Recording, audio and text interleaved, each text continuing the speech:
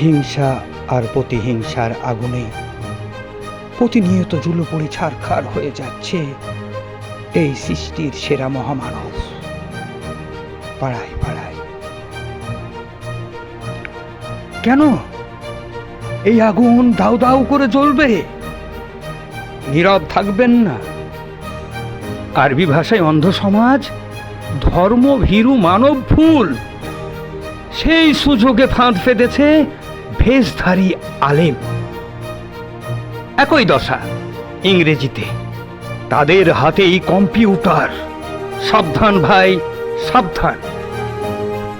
দুঃখ হয়, কষ্ট হয় যখন কেউ কেউ সৃষ্টিকর্তার বড়ত্বের বর্ণনা করতে করতে কখনো কখনো নিজ স্বার্থ সিদ্ধির জন্য সংকীর্ণ করে দেখায়। দেখুন, যেমন বড়ত্বের বর্ণনায় এসেছে আল্লাহ পাক আমাদের অন্তরের চিন্তা ফিকির সবটাই জানেন, এবং আমার অন্তরের কথার উত্তর আল্লাহ পাক দিয়ে থাকেন। তারপরেও কেউ কেউ ভাষার জটিলতা সৃষ্টি করে সংকীর্ণতার পরিচয় দিয়ে থাকে। দুঃখ হয়, কষ্ট হয়। কেন এমন হবে বলবেন না? মুনাফিক ও ফাসিকদের হাদিসগুলো যখন চোখের সামনে জলজল করে ভাসে, বাস্তব ছবি কষ্ট দেয়, কষ্ট দেয়। মৌলানা হাবিবুল্লাহ সাহেবের ওই হাদিসটি বর্ণনা আমার অন্তরে যেন আজও অক্ষরিতভাবে লিপিবদ্ধ হইয়াছে।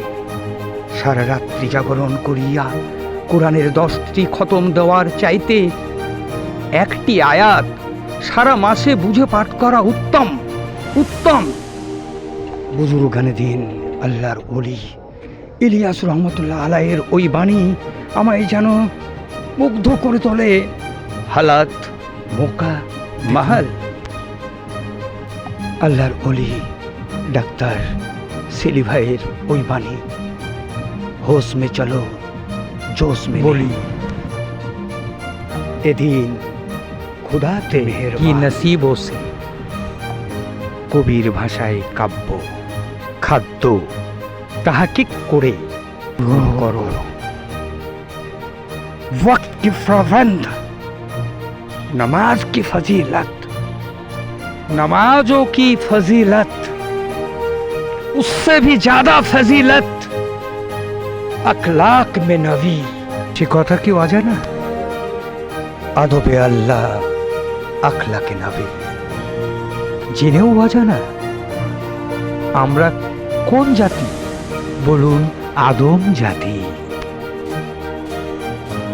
জীবন্ত বহন্ত নদীর মতো কেউ স্নান করে, কেউ পান করে, কেউ বা আবার বোতল ও কলসি ভরে পবিত্র করে দোকান ও বসত ঘর।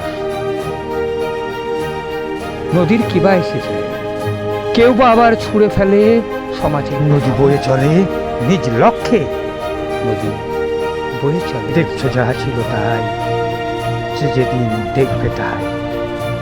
তুমি ফুল ও ফল সমাজের আবর্জনা যাহাই ফেলবে তাহাই বয়ে যাবে তোমার প্রত্যুত্তর। তুমি কি ফেলবে? কমেন্টে জানাবেন আপনার মতামত। খোদা, কবর ও আখিরাত সত্য।